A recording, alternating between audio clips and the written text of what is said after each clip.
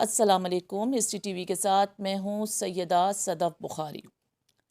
تاریخ کے اوراق میں سے آج میں آپ کو حضرت موسیٰ علیہ السلام کی داستان کا اگلا حصہ سناؤں گی۔ حضرت موسیٰ علیہ السلام اور قبیلہ مدین کے بزرگ کے درمیان باتیں ہو رہی تھیں کہ اس لڑکی نے جو حضرت موسیٰ علیہ السلام کو بلانے گئی تھی اپنے باپ سے کہا کہ آپ اس مہمان کو اپنے مویشیوں کے چرانے اور پانی مہیا کرنے کے لیے اجیر رکھ لیجیے۔ اجیر وہی بہتر ہے جو قوی بھی ہو اور امانت دار بھی۔ مفسرین کہتے ہیں کہ باپ کو لڑکی کی یہ گفتگو عجیب سی معلوم ہوئی اور اس نے دریافت کیا، تجھ کو اس مہمان کی قوت و امانت کا حال کیسے معلوم ہوا؟ لڑکی نے جواب دیا، میں نے مہمان کی قوت کا اندازہ تو اس سے کیا کہ کنویں کا بڑا ڈول چرس اس نے تنہا پکڑ کر کھینچ لیا، اور امانت کی آزمائش اس طرح کی کہ جب میں اس کو بلانے گئی تو اس نے مجھے دیکھ کر نظریں نیچے کر لی، اور گفتگو کے دوران میں ایک مرتبہ بھی میری طرف نگاہ اٹھا کر نہیں دیکھا، اور جب یہاں آنے لگی تو مجھ کو پیچھے چلنے کو کہا اور خود آگے چلا اور صرف اشاروں سے میں اس کی رہنمائی کرتی رہی۔ بزرگ باپ نے بیٹی کی ان باتوں کو سنا تو بہت مسرور ہوئے اور حضرت موسیٰ علیہ السلام سے کہا کہ اگر تم 8 سال تک میرے پاس رہو اور میری بکریاں چراؤ تو میں اس بیٹی کی شادی تم سے کرنے کو تیار ہوں، اور اگر تم اس مدت کو 2 سال بڑھا کر 10 سال کر دو تو اور بھی بہتر ہے، یہی اس لڑکی کا مہر ہوگا۔ حضرت موسیٰ علیہ السلام نے اس شرط کو منظور کر لیا اور فرمایا کہ یہ میری خوشی پر چھوڑیے کہ میں اس دونوں مدتوں میں سے جس کو چاہوں پورا کر دوں۔ آپ کی جانب سے مجھ پر اس بارے میں کوئی جبر نہ ہوگا۔ دونوں طرفین کی اس باہمی رضامندی کے بعد بزرگ میزبان نے اس بیان کردہ مدت کو مہر قرار دے کر حضرت موسیٰ علیہ السلام سے اپنی اس بیٹی کی شادی کر دی، اور بعض مفسرین کا خیال ہے کہ مدت ختم ہونے پر عقد عمل میں آیا، اور عقد کے فوراً بعد ہی حضرت موسیٰ علیہ السلام اپنی بیوی کو لے کر روانہ ہو گئے۔ مفسرین نے حضرت موسیٰ علیہ السلام کی بیوی کا نام صفورہ بتایا ہے، بائبل میں بھی یہی نام مذکور ہے۔ البتہ مفسرین یہ کہتے ہیں کہ مدت ختم ہونے کے فوراً بعد حضرت موسیٰ علیہ السلام مصر کو روانہ ہو گئے، اور ان کے سسر نے روانگی کے سال میں بکریوں نے جس قدر بچے دیے تھے ان کے حوالے کر دیے، اور وہ اپنی بیوی اور اس ریوڑ کو لے کر چل پڑے۔ ایک روز حضرت موسیٰ علیہ السلام اپنے اہل و عیال سمیت بکریاں چراتے چراتے مدین سے بہت دور نکل گئے۔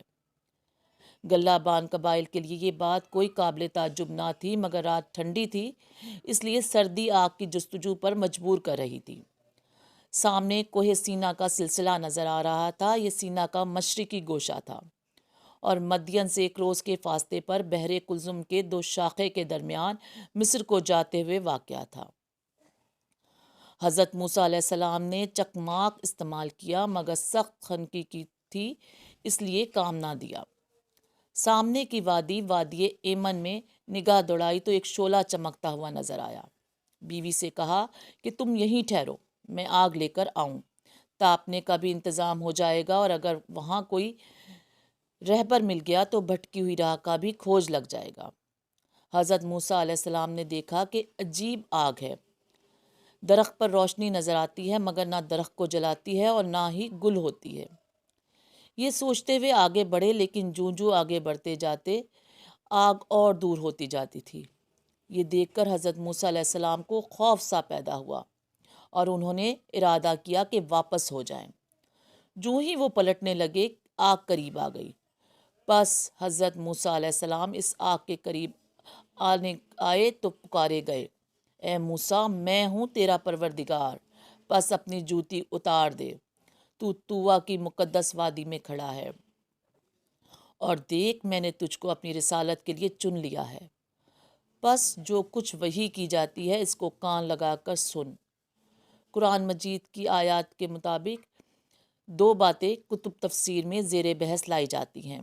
حضرت موسیٰ علیہ السلام نے جس روشنی کو آگ سمجھا تھا وہ آگ نہ تھی، بلکہ تجلی الہی کا نور تھا، لیکن جو آواز اس پردہ نور سے سنی گئی وہ فرشتے کی آواز تھی، اور اس کے واسطے سے خدا نے حضرت موسیٰ علیہ السلام کو شرف ہم کلامی بخشا، یا خود اللہ تعالیٰ کی ندا تھی۔ بعض مفسرین کہتے ہیں کہ یہ فرشتے کی آواز تھی اور اس کے واسطے سے حضرت موسیٰ علیہ السلام کو خدا کی ہم کلامی کا شرف حاصل ہوا۔ بہرحال اب حضرت موسیٰ علیہ السلام خدا تعالیٰ کے پیغمبر اور جلیل القدر رسول ہیں۔ اللہ تعالیٰ نے ان کو انبیاء کے سچے دین کی تلقین اور فرعون کی غلامی سے بنی اسرائیل کی رہائی کی اہم خدمات کے لیے چن لیا۔ وہ اب وادی مقدس میں حق تعالیٰ سے ہم کلامی کا شرف حاصل کر رہے تھے، اور حضرت موسیٰ علیہ السلام جو مدین کی راہ سے بھٹکے ہوئے تھے، آج مصر جیسے مہذب ملک اور اس کے سرکش و مغرور بادشاہ کی رہنمائی کے لیے منتخب کیے گئے، اور جو کل تک اونٹوں اور بکریوں کی گلہ بانی کر رہے تھے، آج انسانوں کی قیادت کے فرض کو انجام دینے کے لیے چنے گئے، اور جو نصاب زندگی کا کل بکریوں کے گلے کی چرائی سے شروع ہوا تھا، وہ آج وادی مقدس میں خدا کی بہترین مخلوق حضرت انسان کی گلہ بانی پر تکمیل کو پہنچ رہا تھا، اور کل کا گلہ بان آج جہاں بان بن گیا تھا۔ حضرت موسیٰ علیہ السلام نے جب اللہ تعالیٰ کی اس آواز کو سنا اور ان کو یہ معلوم ہوا کہ آج ان کے نصیب میں وہ دولت آ گئی ہے جو انسانی شرافت کا ترائے امتیاز اور اللہ تعالیٰ کی محبت کا آخری نشان ہے، تو پھولے نہ سمائے، اور والہانہ فریفتگی میں مسلم مورت حیران کھڑے رہ گئے۔ آخر پھر اسی جانب سے ابتدا ہوئی اور پوچھا گیا، موسیٰ تیرے داہنے ہاتھ میں کیا ہے؟ پس پھر کیا تھا؟ حضرت موسیٰ علیہ السلام نے جواب دیا، یہ میری لاٹھی ہے، اس پر بکریاں چراتے وقت سہارا لیا کرتا ہوں اور اپنی بکریوں کے لیے پتے جھاڑ لیتا ہوں۔ اب اللہ تعالیٰ نے ارشاد فرمایا، موسیٰ اپنی اس لاٹھی کو زمین پر ڈال دو، اور حضرت موسیٰ علیہ السلام نے اس ارشاد عالی کی تعمیل کی۔ حضرت موسیٰ علیہ السلام نے لاٹھی کو زمین پر ڈال دیا، پس ناگہاں وہ اژدہا بن کر دوڑنے لگا۔ حضرت موسیٰ علیہ السلام نے جب یہ حیرت زدہ واقعہ دیکھا تو گھبرا گئے اور بشریت کے تقاضے سے متاثر ہو کر بھاگنے لگے۔ پیٹ پھیر کر بھاگے ہی تھے کہ آواز آئی، موسیٰ اس کو پکڑ لو اور خوف نہ کھاؤ، ہم اس کو اس کی اصل حالت پر لوٹا دیں گے۔ حضرت موسیٰ علیہ السلام کی لکڑی 2 شاخہ تھی، اب وہی 2 شاخہ اژدہے کا منہ نظر آ رہا تھا۔ سخت پریشان تھے، مگر قربت الہی نے طمانینت و سکون کی حالت پیدا کر دی، اور انہوں نے بے خوف ہو کر اس کے منہ پر ہاتھ ڈال دیا۔ اس عمل کے ساتھ ہی فوراً وہ 2 شاخہ پھر لاٹھی بن گئی۔ اب حضرت موسیٰ علیہ السلام کو دوبارہ پکارا گیا اور حکم ہوا کہ اپنے ہاتھ کو گریبان کے اندر لے جا کر بغل سے مس کیجیے، اور پھر دیکھیے وہ مرض سے پاک اور بے داغ چمکتا ہوا نکلے گا۔ حضرت موسیٰ علیہ السلام نے جناب باری میں عرض کیا، پروردگار، میرے ہاتھ سے ایک مصری قتل ہو گیا تھا، اس لیے یہ خوف ہے کہ کہیں وہ مجھ کو قتل نہ کر دے۔ مجھے یہ بھی خیال ہے کہ وہ میری بڑی زور سے تکذیب کریں گے اور مجھ کو جھٹلائیں گے۔ یہ منصب عالی جب تو نے عطا فرمایا تو میرے سینے کو فراغ اور نور سے معمور کر دے، اور اس اہم خدمت کو میرے لیے آسان بنا دے، اور زبان میں پڑی ہوئی گرہ کو کھول دے تاکہ لوگوں کو میری بات سمجھنے میں آسانی ہو، اور چونکہ میری گفتگو میں روانی نہیں ہے اور میری بانسبت میرا بھائی ہارون مجھ سے زیادہ فصیح بیان ہے، اس لیے اس کو بھی اس نعمت نبوت سے نواز کر میرا شریک بنا دے۔